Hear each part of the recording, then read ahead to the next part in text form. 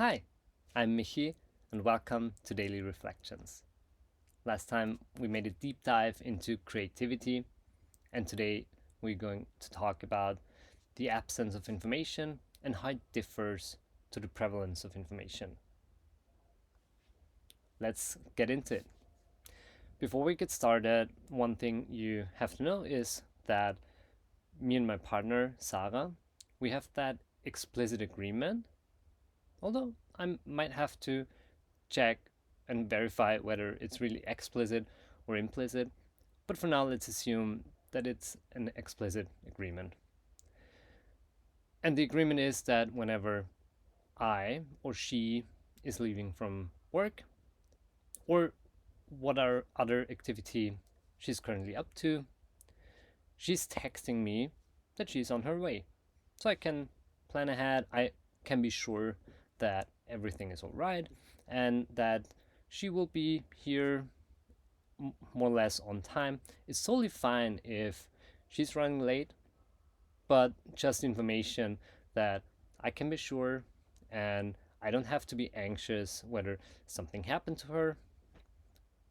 And we do that quite on a regular basis, which is daily.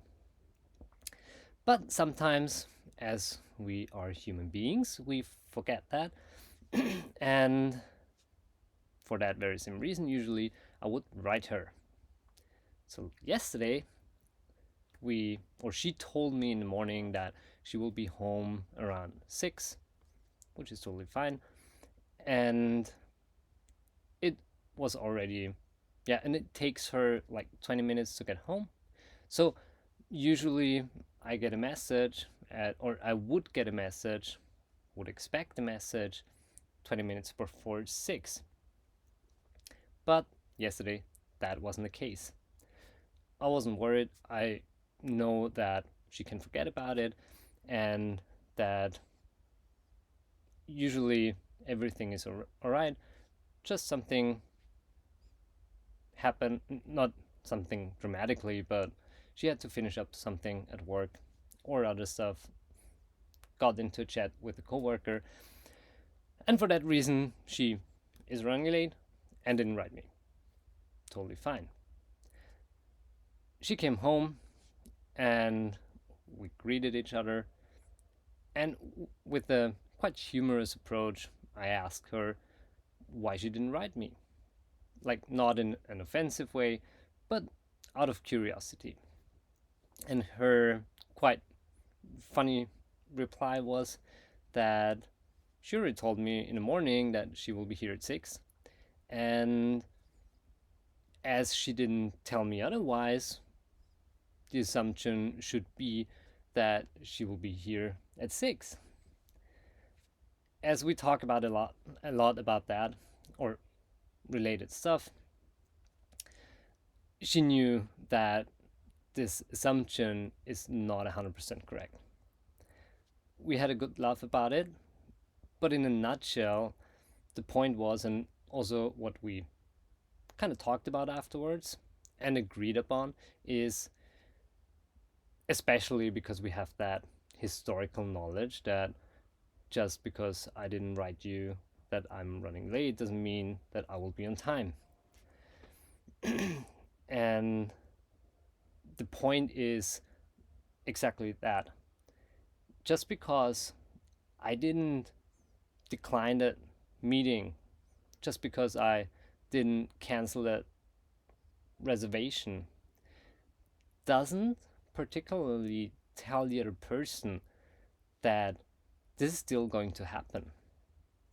Now, it's fair to assume in general that if we have an agreement, then this is also going to happen, but especially for agreements that are not that strict, such as coming home. We don't have like a strict timeline, you're gonna be home at 6, but it's more or less an anchor.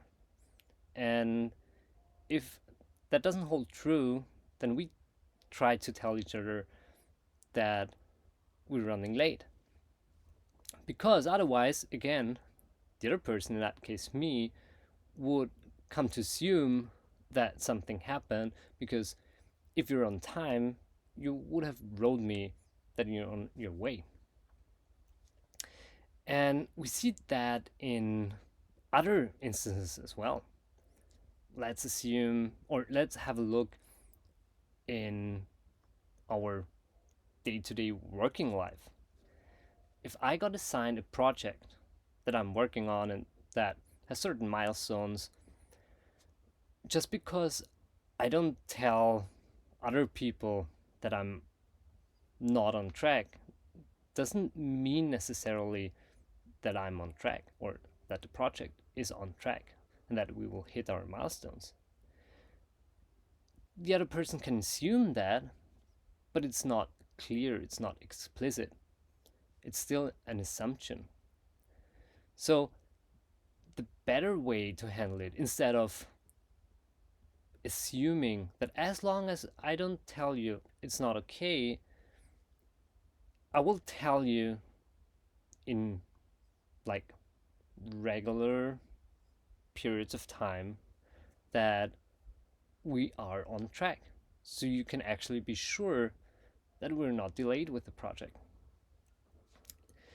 And I think we have a very prominent area in which this very same concept of absence or prevalence of information has been discussed quite frequently, and it has been a heated debate, is sexual approaches.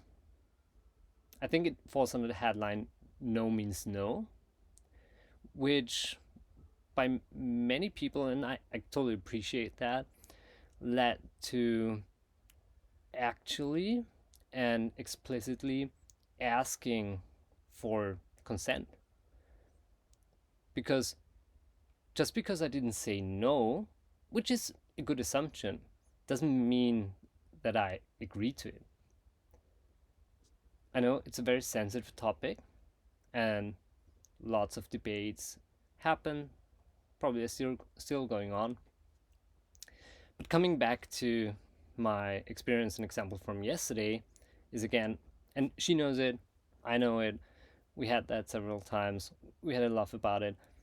But in general, the idea that just because she didn't write me, it's not clear to me that everything's still on track, that she's good, and she will be here in time. So, and she was here in time, so no worries.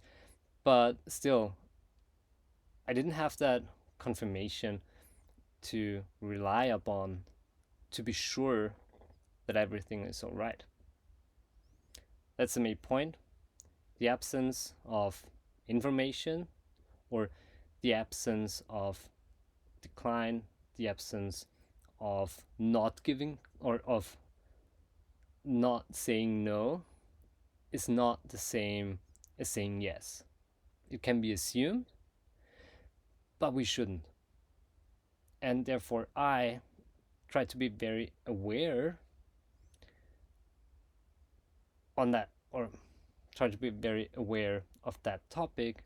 And I'm asking you to also have some kind of awareness related to this, because just because you know, as long as the other person doesn't have that information, it's not 100% clear and sure for that other person. As always, take it with you, think about it, and feel welcome to let me know your thoughts in relation to that topic.